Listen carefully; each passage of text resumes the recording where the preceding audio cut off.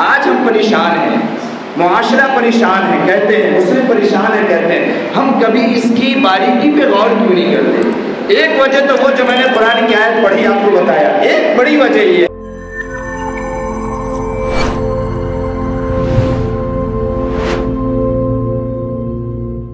ہے کہ آج ہم نے اللہ کے احکام کو، اللہ کے طریقے کو، اللہ کے قرآن کو چھوڑ دیا ہے۔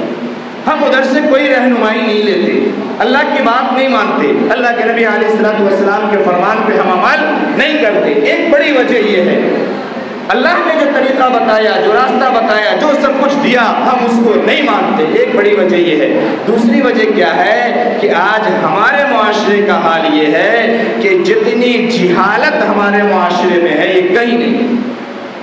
یہ نہیں کہتا میں ایجوکیشن نہیں ہے، ایجوکیشن بہت ہے، لیکن جہالت اس سے زیادہ ہے۔ آج میں بار بار کہتا ہوں، باتیں سمجھ میں نہیں آتی، آپ مسجد میں کھڑا کر لو، 80% لڑکے ہمارے یہاں کے نکلیں گے جو انجینئر ہوں گے، کسی کا حیدرآباد میں، کسی کا بنگلور میں، کسی کا راجستھان میں، کسی کا پانی پت میں، ہریانہ میں، سب کے ایڈمیشن اور سب کی ڈگریاں ہیں۔ اور ان سب کا حال یہ ہے کہ نہ ان کے چہرے ڈھنگ کے ہیں، نہ ان کے اخلاق ڈھنگ کے ہیں، نہ ان کا طور طریقہ ڈھنگ کا ہے، نہ ان کے ماں باپ ان سے خوش ہیں، نہ معاشرے میں کسی ایک آدمی کا یہ کوئی بھلا کرتا ہے۔ کیا بھلائی اس کو زندگی میں ملنے والی ہے؟ میں ایک حدیث کا ترجمہ کر رہا ہوں۔ جناب محمد رسول اللہ صلی اللہ علیہ وسلم نے فرمایا کہ جو یہ چاہتا ہے کہ اس کی موت آسانی سے آ جائے، آسان موت اس سے ملے، تو آسان موت کا طریقہ یہ ہے کہ کمزوروں کے ساتھ نرمی کرو۔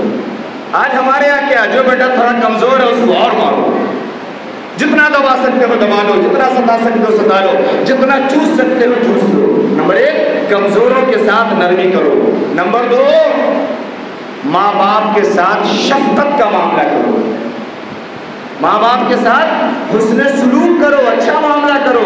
یہ تو قرآن کا بھی حکم ہے۔ آج چھوٹے سے لے کے بڑے تک آپ سروے کر لو، ماں باپ سے ہم عزت سے بات ہی نہیں کرتے۔ محبت سے کیسے بات کی جاتی ہے ماں باپ کے ساتھ یہ ہم جانتے ہی نہیں ہیں۔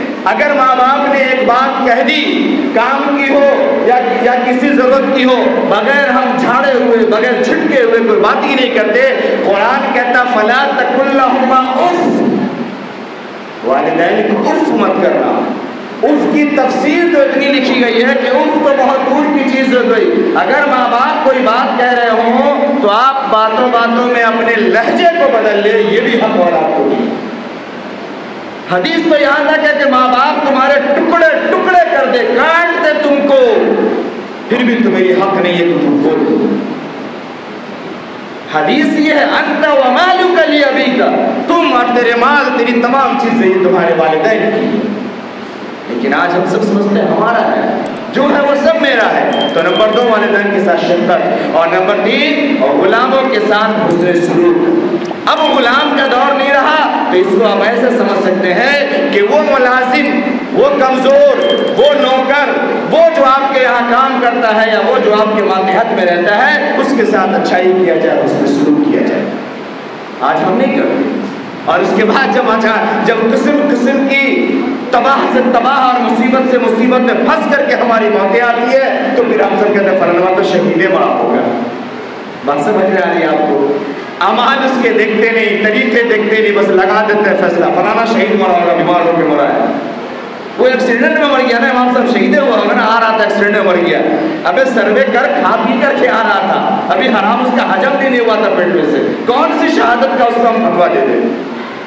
نہیں سمجھ میں آ رہی بات آپ کو؟ تو ہمارے معاشرے میں جہالت بہت ہے۔ اپنے آپ کی معاشرے کی تربیت کیجئے، تربیت، علم نہیں۔ میں یہ کہہ رہا ہوں کہ جتنے 80-80% آپ کے یہاں کے بچے اور نوجوان یہ جو انجینئر بنے گھوم رہے ہیں، ان کے اخلاق کو پہلے درست کیجئے، ان کی تربیت کیجئے، انہیں بنائیے اور انہیں سنواریے اور انہیں سدھاریے اور انہیں سکھائیے کہ یہ زندگی، یہ 14 سال 18 سال 22 سال کی عمر ہے، اس لیے نہیں ہے کہ راتوں رات کھیتوں میں، کھلیانوں میں، سڑکوں پہ بیٹھ کے گزار دی جائے۔ آنکھ کو بھی غلط میں لگایا جائے، کان کو بھی غلط میں لگایا جائے، زبان بھی سوائے گالی کے کچھ بول نہیں رہی ہو، سوائے حرام کھانے پینے کے علاوہ کوئی کام نہیں کر رہی ہو، اس نوجوان کو کہاں پہ کامیابی ملنے والی ہے؟ مسجد کبھی آتی نہیں ہے، قرآن کبھی یہ نوجوان نسل جانتی، پڑھنے کے لیے جانتی نہیں، اس سے کیا کامیابی ملے گی؟ ایک آخری بات میں عرض کر رہا ہوں، ہمارے یہاں کیا چلتا ہے معلوم ہے؟ फलनवा लग रहा है कि कामयाब होने वाला, बेटा कोई गियर लगा के ऊपर से। आई बात समझ में? वो हमसे मशवरा कर रहा था ऐसा ऐसा कुछ करने वाला, कोई रास्ता निकालो ताकि बेटा फंस जाए। हमारे यहाँ एक दूसरे को आगे बढ़ने देने की नीति ही नहीं है। हम आगे नहीं बढ़ सकते, कोई फर्क नहीं पड़ता, लेकिन हम किसी को आगे बढ़ने नहीं देंगे। हमारे यहाँ मुनाफिक वाली कौल चलती है, न खाएंगे न खाने देंगे। ये मुनाफिकाना सिफत है। मोमिन की और ईमान वाले की शान ये है कि छोटे के साथ और कमजोरों के साथ कदम से कदम चल करके और उसके हाथ को पकड़ के आगे बढ़ाते हैं। आज हमारे यहाँ अगर कोई एक चीज की दुकान कर लिया, कोई एक काम कर लिया, वो अपने रिश्तेदार को कभी करने देगा, ना मोहल्ले में करने देगा, ना किसी को करने देगा। और अगर किसी ने किया तो इतनी बुराई करेगा कि बेचारा झक मार के हिम्मत हो गया भाग जाए। अब गैरों के यहाँ देखिए, गैर हर चीज में अपने को शामिल करते हैं, अपने को बढ़ाते हैं, अपने को रोजी देते हैं, अपने को रोजगार देते हैं। हमारी कौम भीख देती है, फलाना यतीम है दे दो, फलाना मिस्कीन है दे दो, लेकिन हमारी कौम कभी ये नहीं चाहती कि अगर गरीब का बच्चा है, यतीम का बच्चा है, किसी बेवा का बच्चा है, तो चलो हमारे यहाँ ये काम होता है, हम अपना काम इसे सिखा देते हैं। हमारे यहाँ गैर मुलाजिम करके रह रहा है, हम अपने को तैयार करके मुलाजिम बना लें, ये नहीं होता। और याद रखिए, जब तक ये सिफत नहीं आएगी कौम के अंदर, ये कौम तरक्की नहीं कर सकती। दूसरी कौम तरक्की ही इसीलिए कर रही है कि उसने अपनी कौम को भीख नहीं दिया है, रोजगार दिया है। भीख नहीं दिया है, हुनर दिया है। हमारे यहाँ अगर कोई एक वेल्डर है, वो चाहता पूरे मोहल्ले में कोई दूसरा वेल्डिंग न करे। कोई एक दर्जी है, वो चाहता पूरे मोहल्ले में कोई दूसरा सिलाई न करे। अगर वो कर दे तो उसकी 72 आए। किसी का कोई एक काम है, किसी दूसरे को नहीं करने देते। मेरे मोहतरम, रोजी का मालिक अल्लाह है। अब बाहर निकले, शहरों में निकले, एक ही किस्म की तमाम मार्केटें हैं। जहाँ कपड़ा है कपड़ा, दवाई है दवाई, मोबाइल है मोबाइल, कंप्यूटर है कंप्यूटर, खिलौना है तो खिलौना। सबकी रोजी है कि नहीं है? सब कमा रहा है या नहीं कमा रहा है? हमारे यहाँ ये नहीं। इससे पता ये चला कि हमारे अंदर दर्द नहीं है, फिक्र नहीं है। और जिसके दिल के अंदर दर्द नहीं हो, फिक्र नहीं हो, वो शक्ल से कुछ भी तो हो सकता है, याद रखिएगा वो नेक नहीं हो सकता, नेक नहीं हो सकता। नेकी के लिए शर्त है कि उसके दिल में कौम की, अपनों की, इस्लाम की और ईमान की और मुसलमानों की फिक्र हो। आज भीख मत दीजिए, मैं कहता हूं आपसे भीख मत दीजिए। जो जो काम करता है मुआशरे में लड़के को और लौंडों को तय करे कि कौन कहाँ भटक रहा है, किस चीज में भटक रहा है, क्यों भटक रहा है, उसको साथ में लाए, जोड़े, उसे हुनरमंद बनाए, उसे सिखाए और उसे मार्केट में उतारे।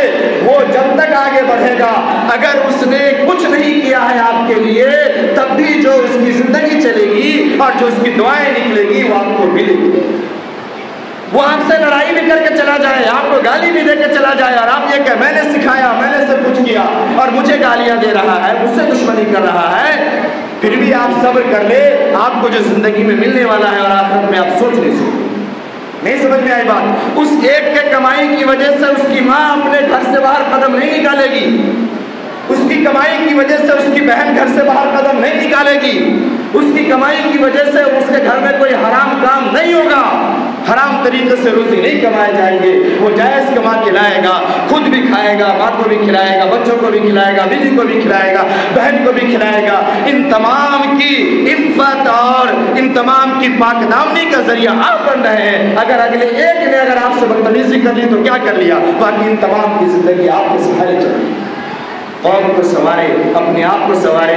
नौजवानों अपनी जिंदगी और अपने उम्र की फिक्र करें। ये जो भी 10 से लेके 20 की उम्र और 20 से लेके 30 की उम्र जो आप यूं ही खेलने में जाया कर रहे हैं ना, जब ये उम्र निकल जाएगी फिर आप वक्त को ढूंढेंगे, आपको वक्त मैसर नहीं होगा और फिर आप जिंदगी में पीछे पलट के सिवाय रोने के और पछताने के कुछ नहीं कर सकते और कुछ हासिल नहीं होगा। इसलिए अपने लिए भी कुछ करें और अपनी कौम के लिए भी कुछ करें, ताकि दुनिया भी आपकी अच्छी हो और आखिरत में भी आपको देर तक अजर सवाब